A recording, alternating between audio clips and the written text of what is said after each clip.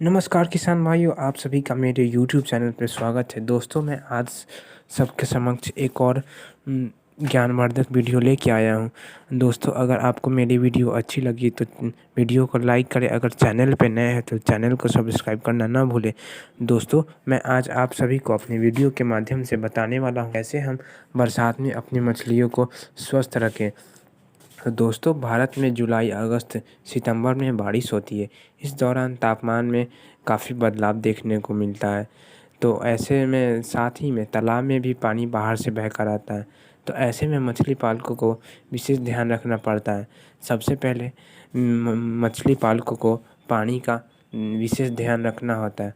मत्स्य वैज्ञानिक बताते हैं कि बरसात के वक्त अगस्त का जो महीना होता है, मत्स्य पालन के लिहाज से ये बहुत क्रिटिकल होता है। इस दौरान तालाब या जहाँ पर भी मछली पालन कर रहे हैं वहाँ पर खास ध्यान देना होता है क्योंकि इस मौसम में पानी बाहर बहकर तालाब में आता है। इस कारण पानी का स्तर बढ़ जाता है। इसलिए ऐसे समय में किसानों को कुछ चीज़ों का खास ध्यान रखना चाहिए। पहली महत्वपूर्ण बात यह है कि पानी के भर जाने से पानी में घुले हुए ऑक्सीजन में कमी आ जाती है।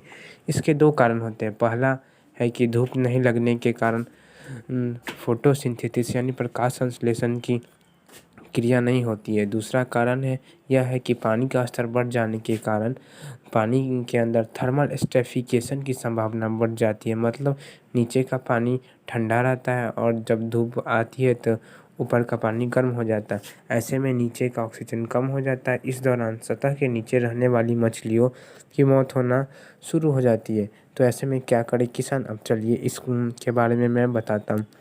ऐसे में इस मौसम में किसान सुबह सुबह जाकर तालाब की निगरानी करे और मछलियों की क्या क्या लक्षण दिखाई दे रहे हैं इस पे उनका विशेष ख्याल रखें। क्या सुबह में मछलियाँ ऊपर आकर सांस ले रही है तो तुरंत ही तालाब में एरिएटर का इस्तेमाल करें, या एरिएटर ना हो तो तालाब में किसी भी तरह से पानी को ऊंचाई से गिराए। साथ ही अगर किसी भी तालाब में लगातार ऐसा हो रहा है तो रात में कम से कम 2-3 घंटे एरिएटर चलाएं। इससे पानी में ऑक्सीजन की कमी दूर हो जाएगी। साथ ही 10 दिन या 7 दिन पर तालाब में चूने का प्रयोग करते रहें।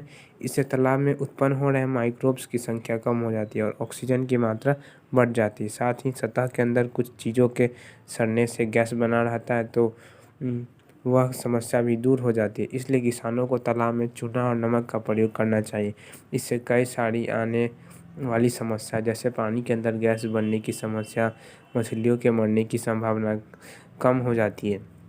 तीसरा, मछलियों मरने लगे तो क्या करें? जिन तालाबों में मछलियों की मौत शुरू हो जाए, खासकर मृगल और कार्प मछलियाँ अगर मरना शुरू हो जाए तो वैसे तालाब में तुरंत 1 एकड़ में क्षेत्र में 15 किलोग्राम चूना को घोलकर छिड़काव करें और 25 किलोग्राम नमक प्रति एकड़ की दर से नमक डालें। इससे मछलियों की मौत होना रुक जाएगी। इस मौसम में होने वाली बीमारियां इस दौरान ऑक्सीजन की कमी और पानी के नीचे बन रहे गैस के कारण मछलियों की मौत होती है। तो इस समय हमें समय समय पर अमोनिया, नाइट्रेट और ऑक्सीजन की का स्तर जांच करते रहने चाहिए। इस मौसम में पेट में सूजन होने के कारण मछलियां मर जाती है। इसे ड्रॉपसी बोला जाता है जो सामान्य तौर पर सभी तालाब में पाया जाता है। इसलिए चूना का प्रयोग प्रत्येक 15 दिन पर करना है। साथ ही मछलियों को प्रोटीन युक्त आहार देना है। पाँचवा, धूप नहीं रहने पर किसान भाई अपनी मछलियों का चारा बिल्कुल नहीं दे। जब धूप हो पर्याप्त मात्रा में तभी आप चारा दें। इससे रात में होने वाली ऑक्सीजन की समस्या दूर हो जाती है। अगर मौसम ठीक नहीं हो, बादल लगा हो तो या तो आप दाना मछली को दाना देना बिल्कुल बंद कर दें और दूसरी नहीं तो आप मछलियों को दाना कम दें। जैसे अगर आप 100 केजी की जगह 50 केजी दें, 50% तक फीड की क्वांटिटी आप कम कर दें। और सबसे अंतिम और महत्वपूर्ण बात, आप समय समय पर अपने तालाब में जाल चलाकर मछलियों के स्वास्थ्य की जांच करते रहने चाहिए। अगर मछलियों में कोई उनके शरीर पे दाग धब्बा हो तो तुरंत पोटेशियम पोटाश का इस्तेमाल करना चाहिए। अगर